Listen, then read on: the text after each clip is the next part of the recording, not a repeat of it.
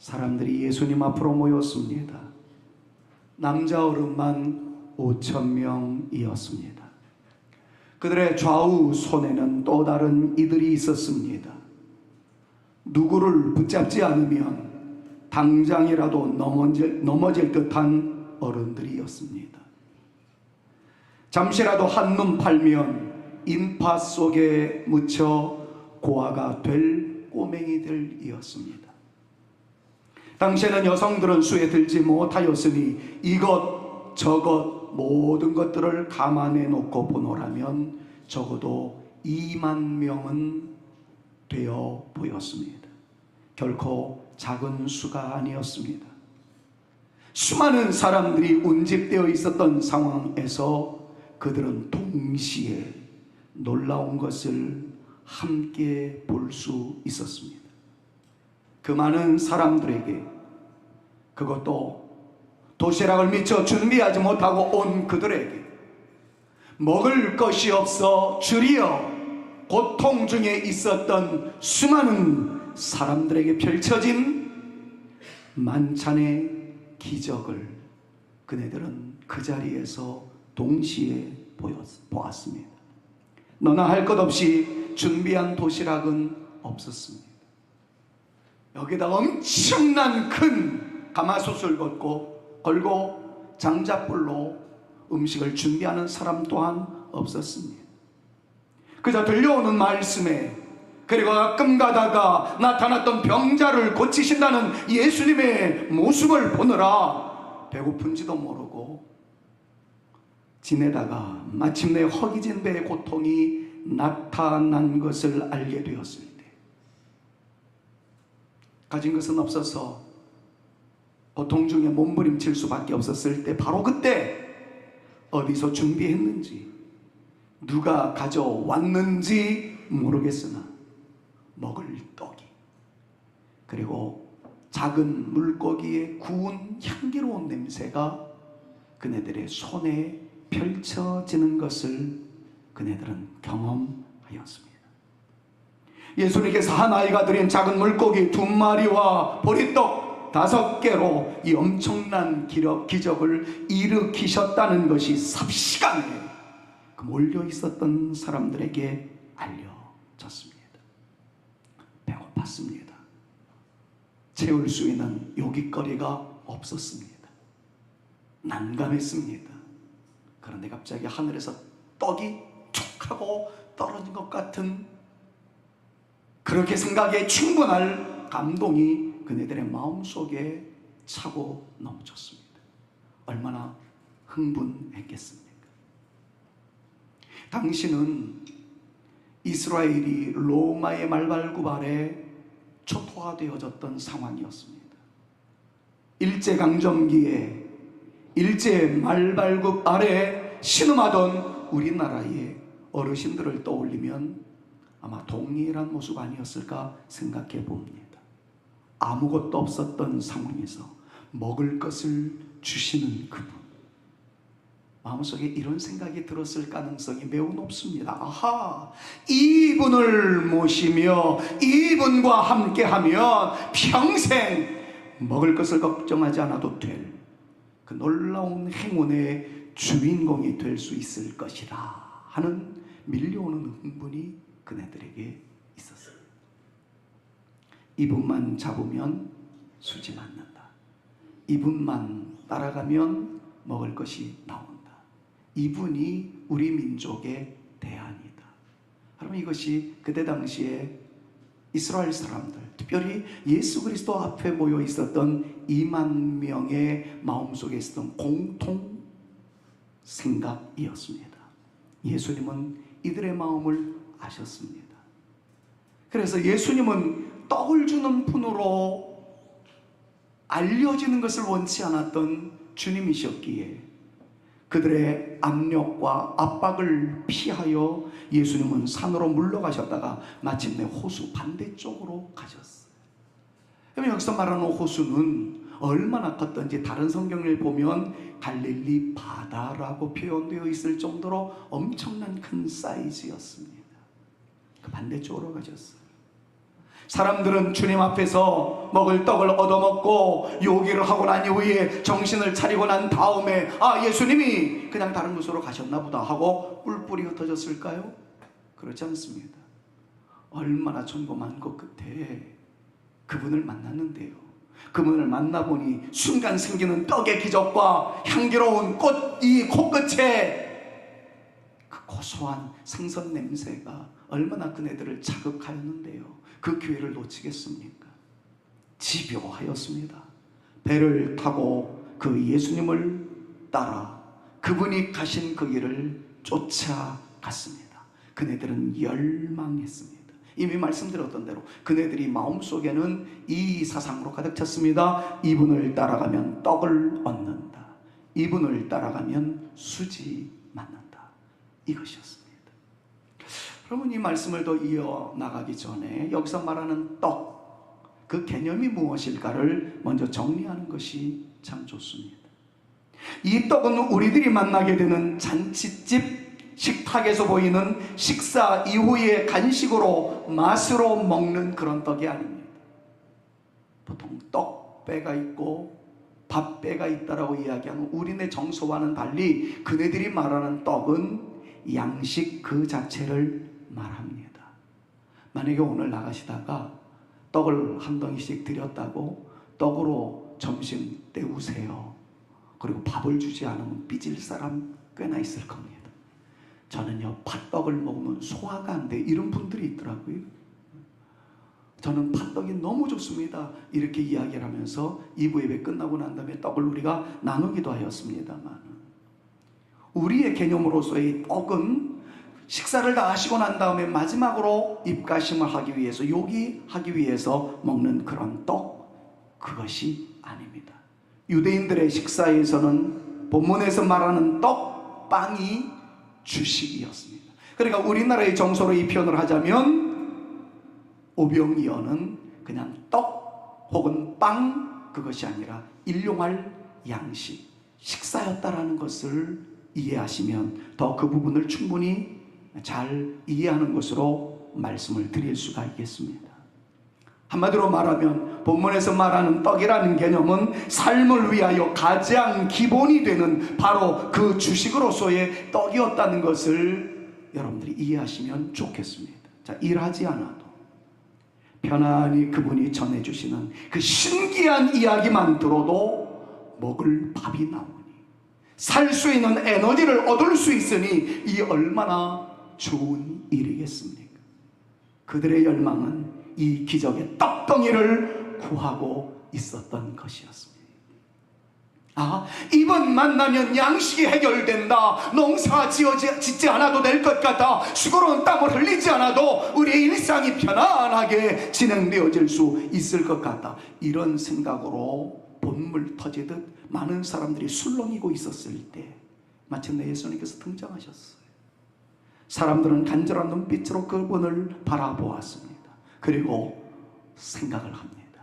지난번에는 보리떡과 구운 생선이었지, 오늘은 찰떡이려나 돼지갈비려나, 오늘은 시루떡이려나 아니면 또 다른 고기는 무엇이겠나, 설레는 마음이 있었을 겁니다. 그때 예수님께서 입을 대신 거예요.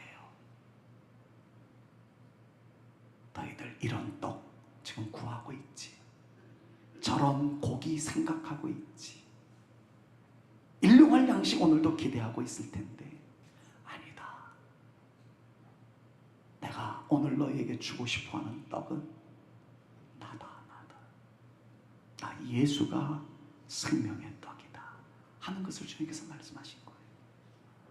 주님이 오병이어의 기적을 일으켰던 이유는 딱 하나였습니다.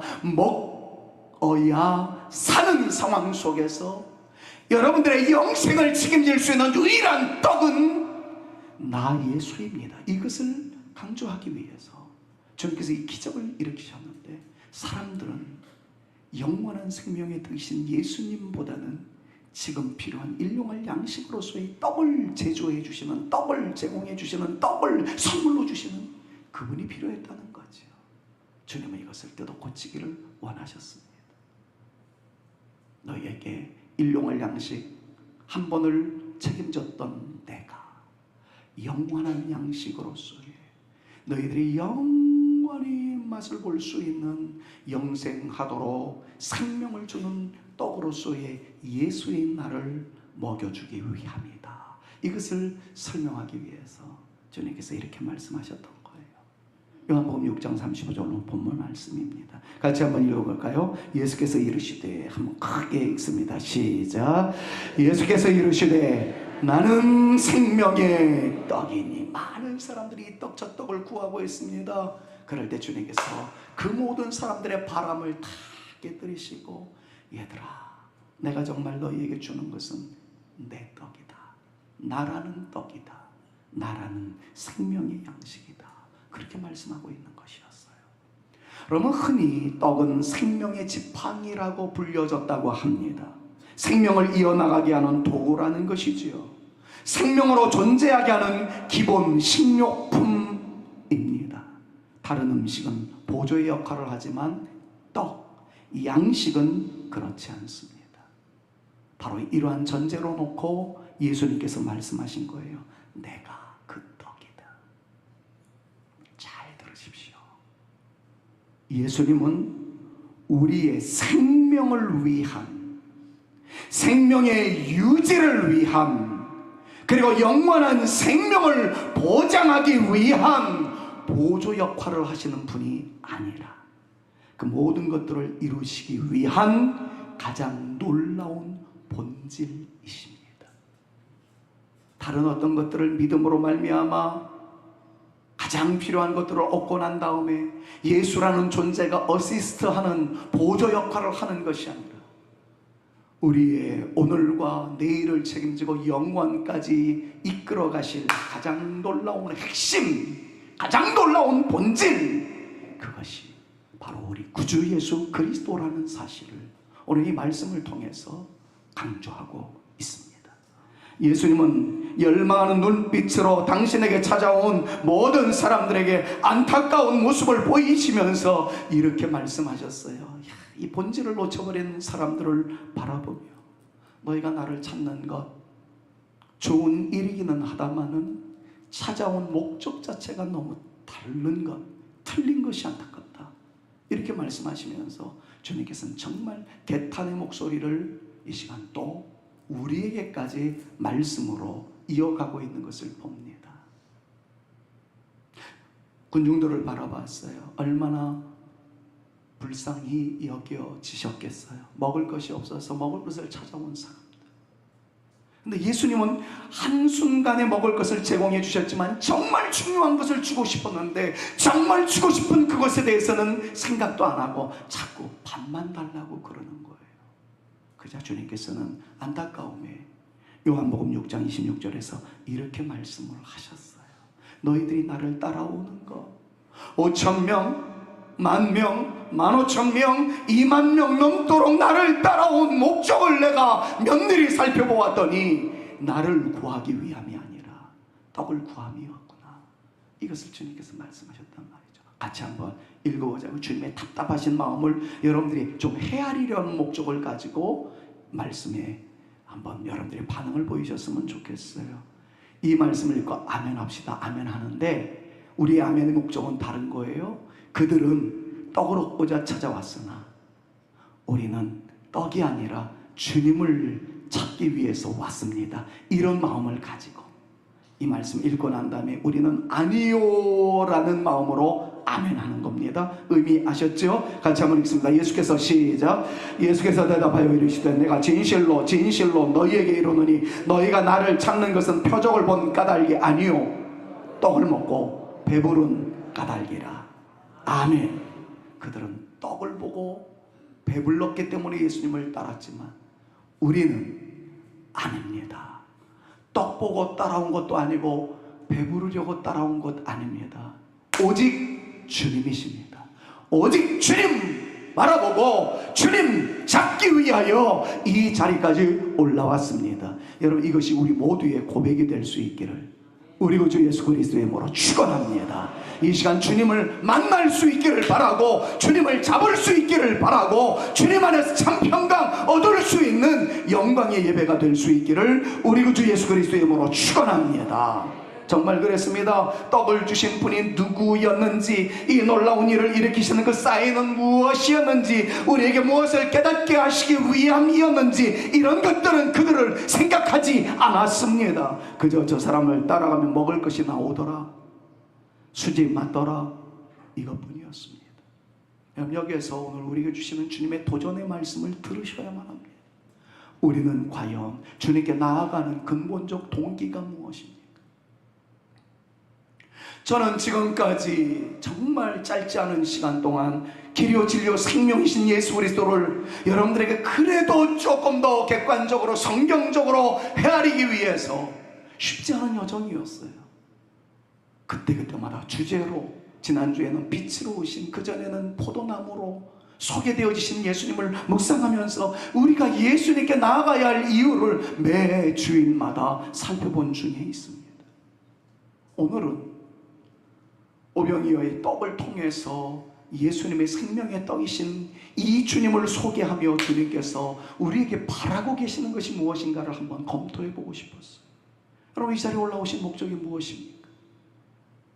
우리가 예수님을 따르는 것은 무슨 까닭입니까?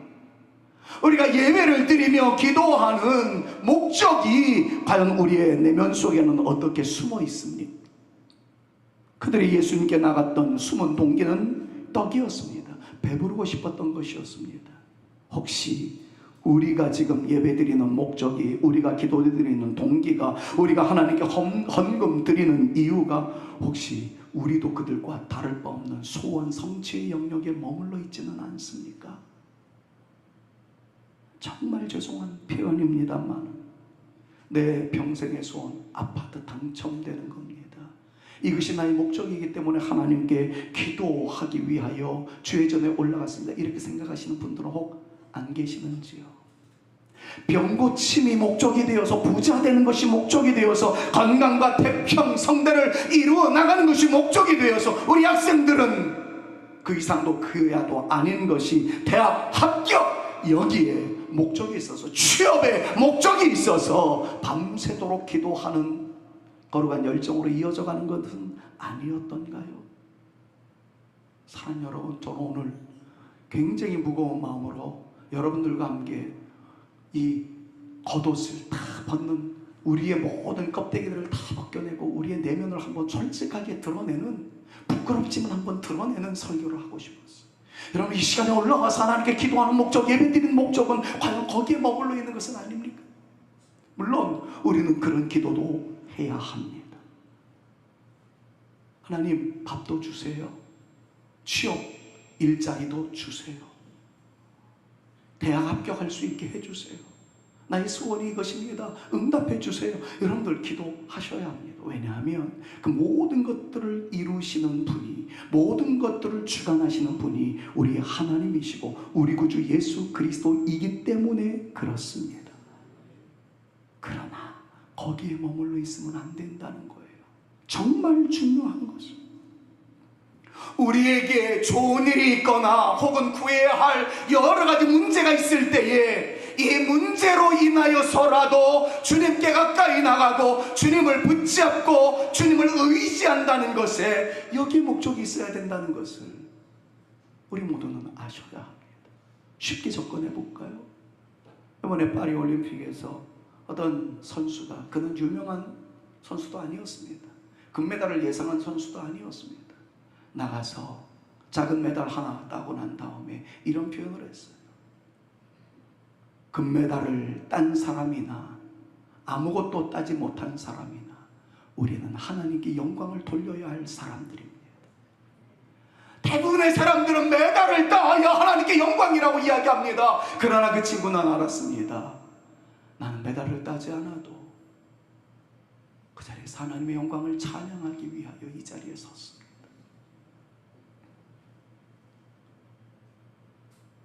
유도 선수였었던 그의 목소리에 저는 주님의 울림으로 느껴졌습니다. 사랑하는 여러분, 여러분들이 잘 되는 순간에 하나님께 올려드리는 영광이 있듯이 눈물의 순간에서도 하나님의 드러나는 영광이 있을 수 있는 우리의 삶이 되어지는 것을 주님께 그대로 보여드리기 위하여서 문제거리가 있을 때마다 기도하는 모습으로, 주님께 나아가는 모습으로, 주님, 제가 여기 있습니다. 주님은 저에게 그런 분이에요. 문제가 있다면 주님께 나가라는 사인으로 여기겠고, 응답 이후에는 하나님께 영광 올려드리는 나의 모습으로 살고자 주님을 바라보옵나니 주님 나를 긍휼히 여겨 주옵소서. 여러분, 그 마음은 잘 되든 못 되든 동일해야 되는 거예요. 배고프든 배부르든 동일해야 되는 거예요. 그것을 위해서 우리가 지금 이 자리에 있다는 사실을 아셔야 합니다. 자, 이것을 좀 조직적으로, 논리적으로 설명하기 위해서 예수님으로 앞으로 나가는 성도들의 모습을 다음과 같이 한번 설명해 보도록 하겠습니다. 우리들은 과연 어떤지를 한번 이 시간에 조명해 보면서 살펴보자고요. 성도들이 경험했던 일들이 있었습니다. 그 내용들은 어떤 것이었을까요? 한 분은 이렇게 고백합니다. 저는요, 한때 배고팠습니다. 그런데 예수님을 만난 후 주님의 놀라운 능력과 은혜로 배부르게 되었습니다. 그 예수님께 감사합니다. 그 예수님께 영광 올려드립니다. 어떤 분은 이렇게 이야기하겠죠. 저는 아팠습니다. 아픈 존재였어요. 그러나 예수님을 통해 나음을 받았어요. 나에게 은총을 베풀어 주신 주님께 감사합니다. 어떤 분은 또 이렇게 말할 수도 있을 겁니다. 힘든 나날이었습니다. 그러나 예수님을 통해 문제가 해결되었습니다. 문제를 해결하신 주님을 찬양합니다. 예수님 감사합니다. 눈물 나는 일이 있었습니다. 예수님을 만나서 이길 힘을 얻었습니다. 감사합니다. 이 모든 사람들은 다 예수님에게 초점이 있었습니다. 예수님에게 액센트를 붙였습니다. 모든 강조점은 주님이었어요. 주님께서 나를 이렇게 회복시켜 주셨어요. 이런 은혜를 주셨어요. 그런데요, 이런 경험들이 많아지자 이제 내면에 고착되어진 모습들이 생겨났습니다. 말들이 달라져 가기 시작해요. 아팠어요? 주님께서 고쳐주셨어요? 주님께 감사해요. 주님께 감사해요의 액센트가 있었던 사람들이 몇 번 경험하고 난 다음에 이렇게 달라졌습니다. 예수님을 만나니 밥이 생기더라. 예수님을 만나니 병이 도망가더라. 예수님을 만나니 소원이 성취되더라. 여러분, 이렇게 달라지면서 내면의 고백과 함께 찾아온 변질된 함성이 많은 성도들에게 생겨나기 시작했습니다. 이제는 예수님보다도 예수님을 통해 나타나는 혜택, 이것이 중요해지기 시작했던 거예요. 예수님에게 액센트가 있었던 것이 다른 것에 액센트를 붙이기 시작합니다. 변질되어진 모습을 열거할까요? 이렇게 표현합니다. 밥을 얻기를 원한다면 예수님을 불러라. 병 고침을 받기를 원한다면 예수님께 기도드려라. 소원을 성취하기를 원한다면 예수님께 예배드리고 헌금 드려라. 여러분, 이건 아닙니다. 이거는 성경의 가르침이 아닌 거예요. 힘들었나요? 주님을 찾으라는 사인이에요. 주님 찾으면 됩니다. 근데 사람들은 거기다 자꾸 붙이기 시작해요. 찾으면 밥이 나오더라. 그러니 밥을 얻기 위해서, 소원 성취하기 위해서, 여러분들이 원하는 것을 얻기 위해서는 주님께 나가야 된다. 아닙니다. 아닙니다. 우리의 신앙의 태도는 다시 근본으로, 기본으로 돌아가야 합니다. 다시 강조할게요. 아프신가요? 그것으로 인해서 혹시 내가 주님과 멀어진 것은 아닌가를 살펴보고 주님과 가까워지라는 사인인 줄 알고 아픔 때문에 주님을 찾는, 주님께 가까이 나가는 믿음의 사람들이 되어질 수 있기를 바랍니다. 고치고 안 고치고는 주님이 하셔요. 우리의 할 일은 주님께 나가는 겁니다. 부자가 되어도 주님께 나가는 거고, 소원 성취해도 나가는 것이고, 만약에 우리에게 수많은 고통과 눈물의 세월이 있어도 그것 때문이라도 주님께 더 가까이 나가는 거예요. 나가면 그 다음은 주님께서 역사하십니다. 주님께서 역사하시는 것이 기준이 되어서 소원 성취하려면 교회 와야 된다, 응답받기 위해서는 기도해야 된다. 아니에요. 그건 하나님의 영역이었던 거예요. 사랑하는 여러분, 기도의 제목이 있습니까? 기도하십시오. 그러나 기도의 목적이, 기도하는 그 동기가 그 원하는 것을 얻기 위한 수단으로 생각하지 마시고, 나의 모든 삶은 주님이 통치하십니다. 주님이 나의 주이십니다. 그래서 내가 이 모든 것들을 기도함으로써 내가 주님과 가까워지기 위한 하나의 통로로서 기도하는 것이지, 이것을 얻기 위한 목적으로 기도하는 것 아닙니다. 여러분, 목적이 이렇게 틀어지기 시작하면, 기도하다가 응답이 되어지지 않으면 주님을 떠나버리는 사람들이 많습니다. 주님을 떠나는 사람들의 대부분이 바로 이 함정에 빠져 있기 때문이에요. 응답으로 이어지든 이어지지 않든 주님께 기도하는 관계가 되었다는 것. 하나님은 나의 아버지시고 나의 기도를 들으시는 분이시고 나의 한숨 소리도 헤아려 주시는 주님이 계시기 때문에 나는 그 주님께 한숨을 토하고, 주님이 나의 모든 것들을 다스리시는 유일한 왕이심을 고백하며 기도하는 것. 여러분, 이 관계의 설정이 더 중요한 것임을 기억하면서 응답의 유무에 의해서 흔들리는 모습, 내가 원하는 것을 얻고 얻지 못하고 때문에 흔들리는 모습이 아니라 주님께 기도할 수 있는 하나님의 백성이 되었다는 것에 감사하며 주님께 더 가까이 나가는 저와 여러분들이 되어질 수 있기를 우리 구주 예수 그리스도의 이름으로 축원합니다. 제가 이 문장을 여러분들에게 오늘은 각인시켜드리고 싶어요. 우리가 할 일은 하나님께 가까이 가는 것입니다. 배고픈 연유로 가까이 가든 병으로 인하여 가까이 가든 어떤 이유 때문에 가까이 가든 우리의 할 일은 주님께 가까이 가는 거예요. 다른 말로 하면 하나님께 기도하는 거예요. 그러면 병 때문에 주님께 가까이 나갔습니다. 배고픔 때문에 가까이 나갔습니다. 어찌하든 주님께 가까이 나가면 그 다음은 주님께서 알아서 하십니다. 근데 경험이 가까이 나가서 주님께 나갔더니 병에서 고침을 받더라, 병 고침을 받기를 원한다면 주님께 나가, 여기까지 연결시키지 말자라는 거예요. 병 고침을 받든 부자가 되든 만사형통이 되든 그건 하나님의 역사입니다. 우리가 할 수 있는 유일한 길은 하나님께 나아갈 수 있는 것이다라는 사실을 기억하면서 오직 주님, 오직 예수님, 그 마음으로 나가면 뒷일은 주님께서 역사하여 주십니다. 그래서 제가 이렇게 문장화하였어요. 우리가 할 일은 하나님께 가까이 나가는 것이다, 하나님께 기도하는 것이다. 그러면 우리의 인생을 하나님이 디자인하시고 하나님께서 일하시는 줄로 믿는다 하는 것이 우리의 마음이어야 해요. 사랑하는 여러분, 오늘 이 시간에 그 사실을 믿으실 수 있기를 바랍니다.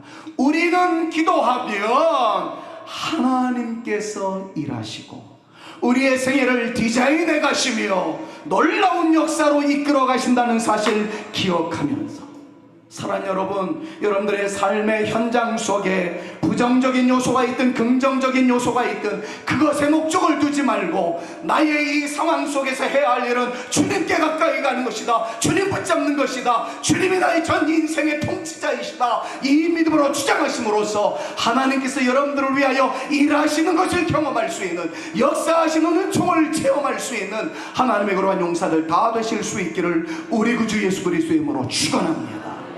주님께서 여러분들을 위해서 역사하실 거예요. 우리가 주님을 붙잡기만 하면 말입니다. 말씀 맺습니다. 다윗은 예수님을 다른 차원에서 한 가지만 더 적용해 볼게요.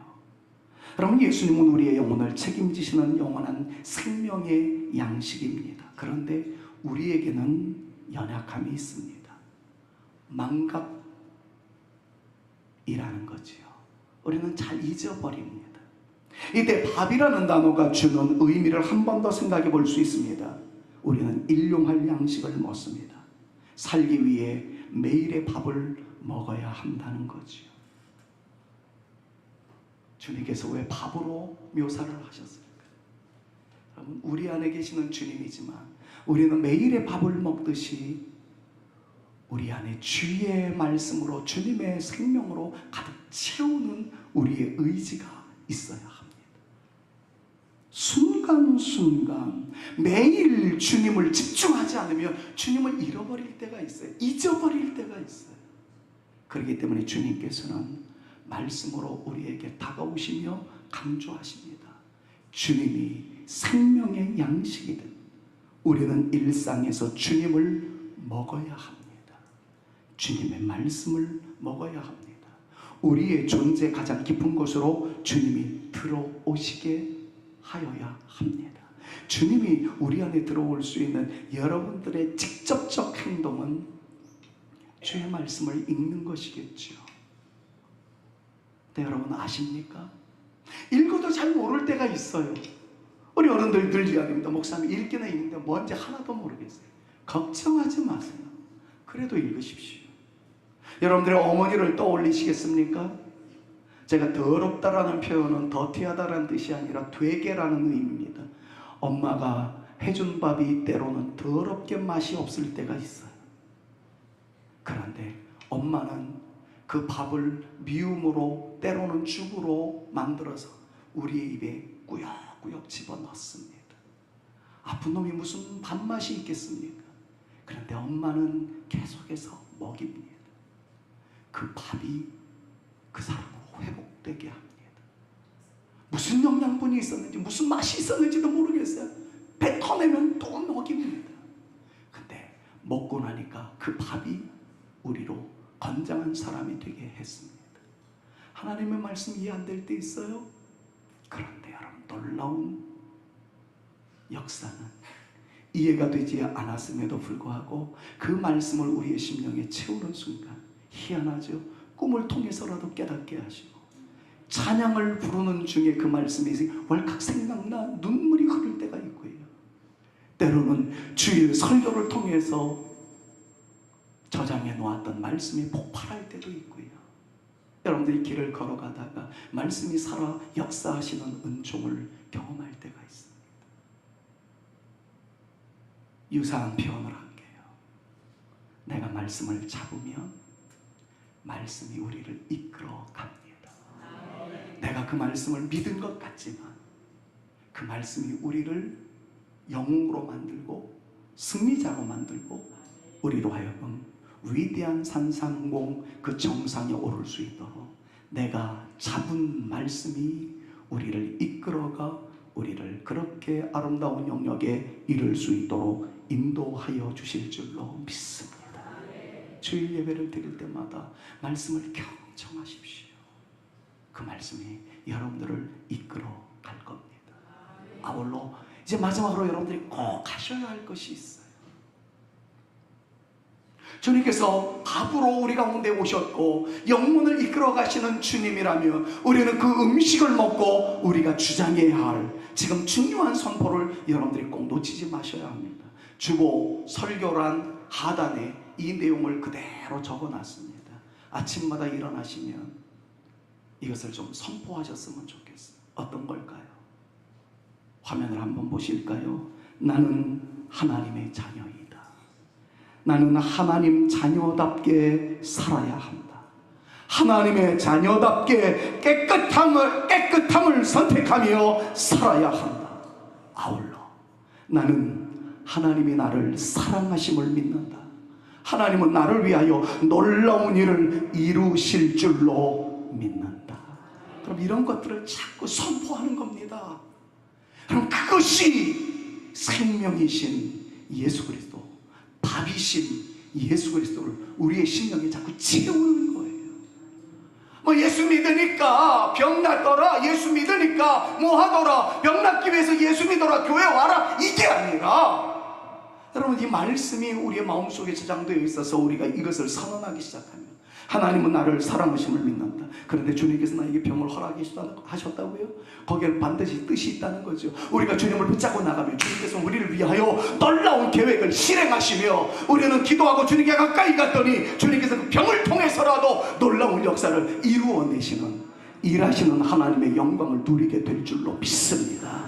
고난 때문에 흔들리지 말고요, 고난 중에서도 주님을 의지하고 나간다 믿음으로만 주장하면 주님께서는 고난의 이유까지도 우리에게 알게 하실 뿐만 아니라 고난에서 일어나게 하시는 역사를 하나님께서 직접 이행하실 줄로, 실행하실 줄로 믿는 믿음을 가지고 나가는 저와 여러분들 모두가 되실 수 있기를 우리 구주 예수 그리스도의 이름으로 축원합니다. 그러므로 우리는 매일 아침마다 다음의 내용도 선포해야 돼요. 그러므로 두려워하지 않고 놀라지 않겠노라. 주님의 손이 나를 붙들고 계시니 주 안에서 담대하리라. 그럼 이거는 옆에 있는 분들이랑 좀 하고 넘어가자고요. 하고 넘어가자. 당신에게 어떤 문제가 있든 산이 비록 험하여도 두려워하지 마십시오. 패여있는 인생의 골짜기가 깊다 할지라도 낙심하지 마십시오. 왜요? 주님의 손이 당신을 붙잡고 계시니까요. 여러분, 이런 믿음을 가지고 두려워하지 말고 놀라지 맙시다. 주님의 손이 우리를 붙잡고 계시기 때문입니다. 서로에게 한번 축복합니다. 시작. 두려워하지 말고 놀라지 맙시다. 주님의 손이 우리를 붙들고 계시기 때문입니다. 이 주님을 바라보는 그 통로가 기도예요. 우리 주님을 찬양하는 거예요. 주님을 잊지 않는 거예요. 해보자고요. 하나님께서 역사하실 줄로 믿습니다. 그러므로 나는 하나님의 사람으로서 하나님을 경배하며 살겠습니다. 나의 살아가는 날 동안 하나님을 찾으며 살겠습니다. 그래서 기도하는 거예요. 기도의 목적이 요술방망이 같은 주님이어서 오고 하면 뚝딱 하는 대로 나오는 그게 아니라, 그 아픔 때문에 주님을 찾았더니 주님의 능력이 임하시더라고요. 주님의 일하심이 나타나더라고요. 그럼 그거를 경험하는 관계를 유지해 나가는 우리가 되기 위해서 예배드리고 기도하고 찬양하는 것임을 잊지 마시고, 오늘 너희가 나를 찾으면 떡을 먹기 위함이다, 이 존재가 아니라 너희가 어떤 상황에서도 나를 찾는 존재가 되었으니, 이런 관계가 되었으니 너는 나를 가까이 하는구나, 나를 찾더구나, 너의 일이었어. 이제는 나의 일을 시행하리라. 너를 위하여 내가 삶을 디자인하고 내가 역사하겠노라. 그 하나님의 은혜를 경험하며 살아가는 저와 여러분들 모두가 되실 수 있기를 우리 구주 예수 그리스도의 이름으로 축원합니다. 이 말씀을 한 시편 기자가 함축하여 이렇게 고백했습니다. 시편 42편 1절에서 2절 말씀을 보니까 같이 한번 읽습니다. 하나님이여, 시작. 하나님이여, 사슴이 시냇물을 찾기에 갈급함같이 내 영혼이 주를 찾기에 갈급하나이다. 내 영혼이 하나님 곧 살아계시는 하나님을 갈망하나이다. 하나님이 주시는 밥, 하나님이 주시는 복이 아니라 하나님을 찾으십시오. 주님을 가까이 하십시오. 그러면 하나님이 디자인하시고 하나님께서 일하실 겁니다. 여러분들과 저를 위하여. 그래서 우리는 이 찬양을 올리게 되죠. 나의 영혼이 잠잠히 하나님만 바랍니다. 나의 구원이 주님에게서 나기 때문입니다. 나의 영혼아, 잠잠히 하나님만 바라라. 나의 소망이 저에게서 나는도다. 그럼 이 시간 이 찬양을 올릴 때요, 정말 주님을 향해서 집중하겠습니다. 떡을 받기 위해서 나가는 존재가 아니라 주님을 찾기 위하여 나가는, 기도함으로 예배함으로 나의 모든 마음이 주님에게 집중하겠습니다. 이런 마음을 가지고 이 찬양으로 주 앞에 마지막으로 서원하듯 찬양했으면 참 좋겠어요. 나의 영혼이 잠잠히 하나님만 바라며 나의 구원이 그에게서 나는 도다. 나의 영혼아 잠잠히 하나님만 바라라. 나의 소망이 저에게서 나는 도다. 오직 주만이 나의 반석 나의 구원이시니.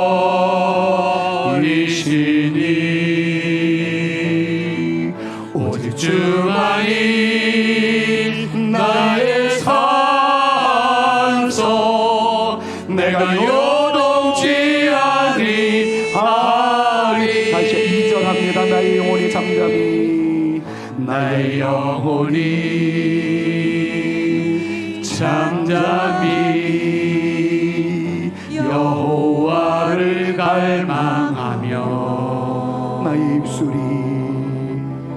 나의 입술이 여호와를 찬양하며 나의 영혼이 즐거이 나의 영혼이 즐거이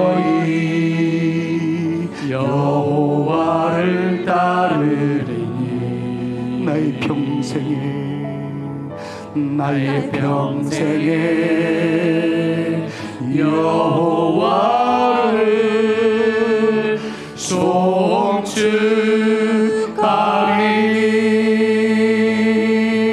오직 주만이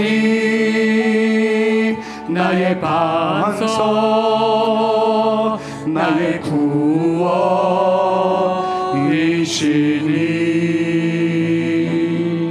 오직 주만이 나의 산소 내가 요동치 아니하리.